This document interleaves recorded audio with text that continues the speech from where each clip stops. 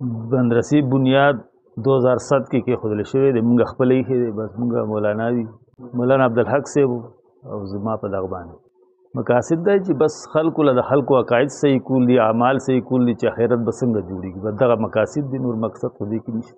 کال کې ترتیب دا دی چې کتابونه کوم دغه درسي کتابونه دي هغه وایو 3مې درجې پورې دغه دي، او د زنانو دوره حدیثه پورې دي.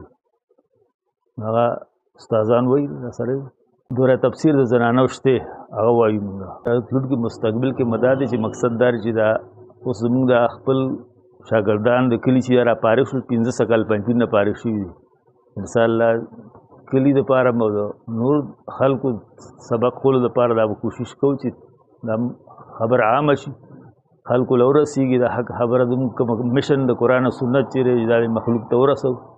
تعمیراتي بس دغه کلیواله دي، اوس بار ملګري دغه کوي لکه داسې خاص دغه نشته دی. دا زموږ زوړ جومات کوم چې لومبی درس دې کې شروع شوی دی، بهان مې نماز دوره حدیث دلته شروع کړی دی، دوره تفسیر. او بیا مولانا چې راغلی نو بس دغه نه کار ښه کېدو. موږ وایو چې کوم کس نه کار ښه کېږي نو بس بیا هغه شروع کړی دی. موږ وایو چې کوم ملګري نه کار زموږ دا مشن دی چې کوم ملګری کار ښه کولی شي د هغه نه پیدا کېږي نو موږ وایو چې هغه وړاندې شي. بس موږ دا نه چې یاره موږ دې وړاندې شو نو د هغې نه پس بیا هلته هغه دوره شروع کوي.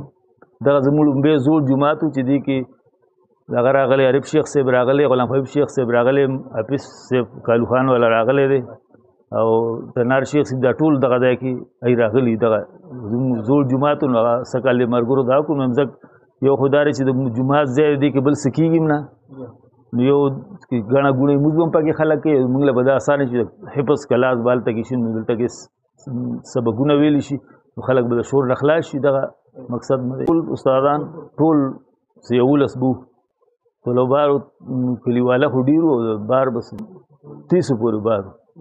او خو موږ سره اصل خبردار چې موږ سره د اکثر د بار مدرس بو. ما خو چې چوټیانې شلې دا اوس موږ سره څه کال چوټیانو کې هم دوس لکه طالبان له سبق وي که نه نو د مدرسې ترتیب بله انشاءالله زموږ اوس په مخکې نور به ځکه کلیواله فارغ شول ای به شپاره دې له خپل کار وایي.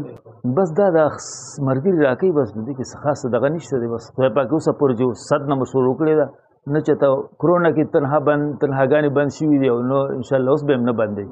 کار ښه برابر چلی چې مونږ کوم ورته واسه تنها نه ده خو هغه مقصد دا دی چې که د آخرت دا سوچ دي دې باندې څوک څه کوي دې کې څه دي خو دغه د آخرت سوچ او فکر دی.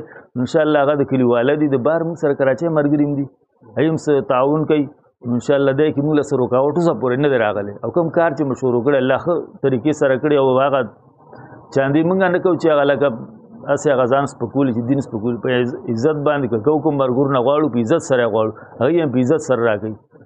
دا دین دی د عزت چې د عزت کار ورسره وشي نو ښه ده چې ملګرو موږ لکه چې څنګه د کلي کسان دي کوم دغه اکثریت علما دا ملیان چې دا اکثر خلاف هر ځای کې دا خو هغوی د تمه نه کوو عوام موږ سره ډېر دغه چې څنګه وایي انشاءالله کوي به را سره